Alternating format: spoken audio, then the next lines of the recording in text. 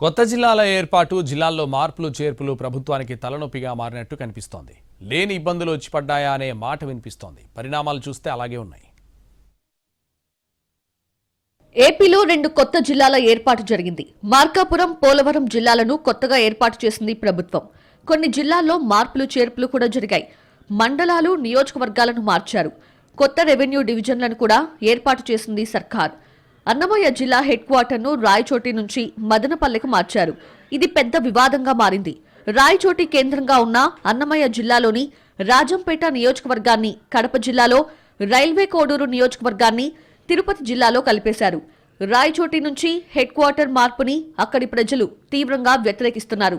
రాయచోటి నియోజకవర్గం నుంచి ఎమ్మెల్యేగా ప్రాతినిధ్యం వహిస్తున్న మంత్రి మండిపల్లి రాంప్రసాద్ రెడ్డి కేబినెట్ సమావేశంలోనే కన్నీళ్లు పెట్టుకున్నారు. అన్నమయ్య జిల్లా కేంద్రం మార్పు విషయంలో ప్రభుత్వంతో పాటు మంత్రి కూడా తీవ్రంగా విమర్శలు ఎదుర్కొంటున్నారు. ప్రస్తుతం కర్నూలు జిల్లాలో ఉన్న ఆదోనిని కొత్త జిల్లాగా ఏర్పాటు చేయాలనే డిమాండ్ ఉంది. కానీ ప్రభుత్వం మాత్రం నిర్ణయం తీసుకోలేకపోయింది. రాజధాని అమరావతి ప్రాంతాన్ని కొత్త జిల్లాగా మార్చాలని స్థానిక ప్రజలు కోరారు. ఇంకా కొన్ని డిమాండ్స్ ఉన్నాయి. కానీ ప్రభుత్వం మాత్రం 2 కొత్త జిల్లాలకు పరిమితమైంది. డిమాండ్స్ మాత్రం అలాగే ఉన్నాయి. జిల్లా కేంద్రాలు మార్చాలనే డిమాండ్ కూడా ఉంది. కానీ ప్రతి డిమాండ్ని పరిగణలోకి తీసుకోవటం ప్రభుత్వానికి ఇబ్బందిగా మారుతోంది. రాజకీయ కోణంలో చూస్తే జిల్లాల పునర్విభజన అంశం వైసీపీకి అడ్వాంటేజ్ అవుతుందేమో అనే టాక్ మొదలైంది. తాము నిపుణుల సలహాలతో జిల్లాల విభజన చేస్తే టీడీపీ రాజకీయం కోసం చేసిందని వైసీపీ విమర్శలు చేస్తోంది. ప్రజల మనోభావాలను పట్టించుకోకుండా కూటమి ప్రభుత్వం వ్యవహరించిందని వైసీపీ విమర్శలు మొదలుపెట్టింది. అసలే మెడికల్ కాలేజీల అంశం కూటమి ప్రభుత్వానికి ఇప్పటికే తలనొప్పిగా మారింది.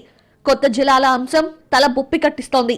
మొత్తంగా జిల్లాల పునర్విభజన అంశం కూటమి ప్రభుత్వం తీసుకున్న వివాదాస్పద నిర్ణయాల్లో ఒకటిగా మారనుందనే అభిప్రాయం వ్యక్తమవుతోంది.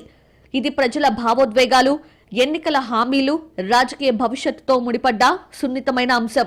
ప్రజల అభిప్రాయం మేరకు కొత్త జిల్లాలు, రెవెన్యూ డివిజన్ల ఏర్పాటు జరుగుతోందని ప్రభుత్వం చెబుతోంది.